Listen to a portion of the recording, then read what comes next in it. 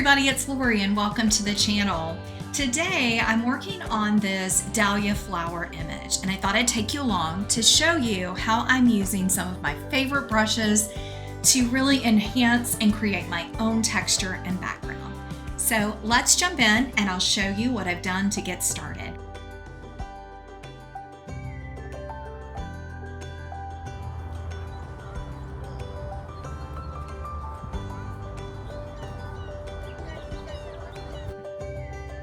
Okay, so first, if we come back to the original image, I did remove some area. Let's go to the original. I did a remove to kind of clean up. There were some things in the background that I wanted to get rid of. So after I did that, I duplicated my layer, and then I wanted to start painting this background. Now, when I shot this, it was a blue sky day. There wasn't anything distracting in the background, but I really want to add some texture and some beauty to this image. So if you follow my channel, some of my favorite brushes to use in Photoshop are in the collection Summer 2022. You can find these free brushes. There's a link in the description of the video. So to get started, I'm using the marbled brush. That's the first one that I'm going to use today. I went to my eyedropper and selected a color in the image. And now at a very low opacity, which I'm actually going to increase a little bit, I like to start low and then build up. I am just going around. Let's get on the right layer. I'm just going around and just with my trackpad, or you can use your mouse, I'm just kind of clicking, and you can see how this brush changes shape and size, which gives it a very natural look. I love this because it's as if we were painting together. So it's a really fun and easy way. So I'm just going to keep going over. And what I like to do is layer, so you can also come in, and now we can take our opacity up a little bit more. And then I'm just going to go ahead and add some more. Again, you want to do a layered effect, just like as if you were painting. So I don't know if you ever watch painting shows, but I do from time to time. And I've learned a lot of techniques from that because they add things in layers, and that really gives the most natural look. So now that we've gone over with this brush, now I'm not worried about my stem. I'm going to erase that in just a minute. Next thing I want to do is I'm going to use a different brush. And for this one, I'm going to use the Summer Wash Stain. I'm going to do Summer Wash Stain 2, and we're going to change our color. So I think that's the second tip I would give you. I like to layer different brushes and different colors. I think it gives the most natural look. So let's come in and select one of these darker pinks. There we go, right there. And again, we're going to go to our brush, and I'm going to start maybe at 50% opacity, somewhere around there. I'm also going to enlarge it. Now, I like to do a large brush on a background like this.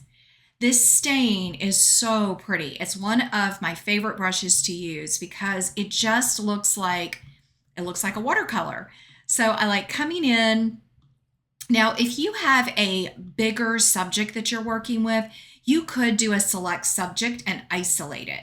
I'm just going to work around this flower. I can make the brush smaller if I need to, but I'm just going to kind of come in. So right here, I'm going to just make it smaller, just pop again a little bit around. Now I like to get the edges a little bit darker. Now I may end up cropping this image, but for now, I'm just going to make almost a vignette with this color. And then I'm going to make it large again and come into this center, and we're just layering it. So we're going back over some of the same spots. So now we can see that blue with the complementary kind of pink tones, and we can come in with it. And you just keep going, kind of stand back from it, look at it, see what you think. I'm going to again go over that stem just a little bit, but we can correct that in a minute. Now, what I feel like we need at this point is we need a little bit of white to kind of offset. So for that, I'm going to use my third brush, and that is Soft Air. Now this is a brush that's a little bit more like a stipple brush, and what it's going to do is just give us a very soft final effect. So it's a brush I like to use as kind of a final texture. And I'm going to enlarge it. Let's start with that opacity again down. And now I am just going to stipple on. Now you can probably barely see it. Let me increase the opacity to show you what this brush looks like. So you can see it is soft, just like it says. So it's called Soft Air. And maybe if I zoom in, I want to make sure you can see it. So it's giving us just that gentle texture. You can see over here at 50%, it's just very, very soft. And I think what it's doing, it's just giving, with it being on white, very neutral, it's just kind of smoothing out and softening our look. Let me bring the image back in. And again, I'm just going to go over it. This brush as well, you can see it changing shapes. Now you can tap, you can also brush in a straight line. So either way that kind of works for you. When I'm working with these flowers, I like to keep it very, where it alternates. So I usually keep it where it just pops around versus a straight line. All right, you can see what a difference we've made with just these few strokes in creating our own texture.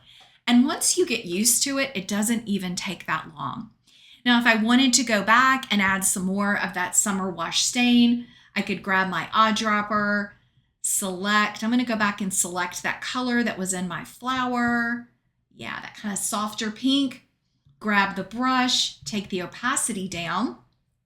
And let's just say I wanted to add a little bit more, yeah, in that section where this blue is, I could come in and do that. So you can always go back to the brushes that you used.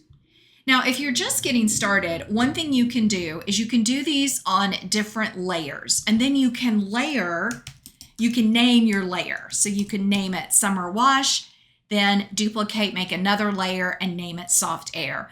That helps if you want to go back. I've been doing this a while, so I typically just keep working with my same layer, but that is a tip that may help if you are a beginner. Now, I do like to come in pretty close to the petals and just make sure it looks really natural. You can overlap just a little bit. Okay, so the last step I'm going to do is add a layer mask. So we're going to add a mask, and now I need to grab just a soft round brush. Got that. And we are going to keep our brush on black. I'll zoom in. I'm going to make the brush smaller, and I'm going to keep the opacity probably about 80%. And I'm just going to come in and remove most of that texture off just the stem, have it kind of coming right there to the edge. Now I don't want it to look funny anywhere, so let's flip it to white. And I'm just going to make sure that there's kind of no lines there. And what I'm probably going to do is grab that Soft Air, and with it at maybe 25%, I'm just going to stipple a little bit right here just to soften those edges. Now I could also go back up to the stain. Let's go ahead and get our color. So you want to inspect around your image. So let's get that brush. We are on the stain, and I'm just going to pop. Yeah, now that was too much because I did not lower my opacity. So let's lower that down. And then I'm just going to stipple a little bit right in here because I can tell that it was missing, because I want it to look like I truly put this over a texture. So I'm just going to come in, and I'm just checking kind of all around. You could do this as you're doing it. I tend to like to go back and see maybe where I've missed, where it might look a little funny, and I could continue to add. But I think that's looking pretty good. We could also add some more pink if we wanted. Just going over those edges. So now if I look back, I think it looks really nice. Now, another final touch you can do is you could reduce the opacity of this layer. So you can see we can take it way down. We can leave it around, I think I like it. There's 100%. maybe bring it down for my taste around 80, 75, 70s even pretty. I like it really soft, but again, you could keep it at 100%. You could also try different blend modes. So overlay, soft light can be pretty. Multiply is going to, of course, make it very dark. Screen is going to make it really light, but that one can work as well. I'm going to keep it on normal, and I'm just going to lower that opacity to soften it. So that's how you create your own texture behind an image using 3 brushes, 3 different colors, and I think it gives just a natural, beautiful effect.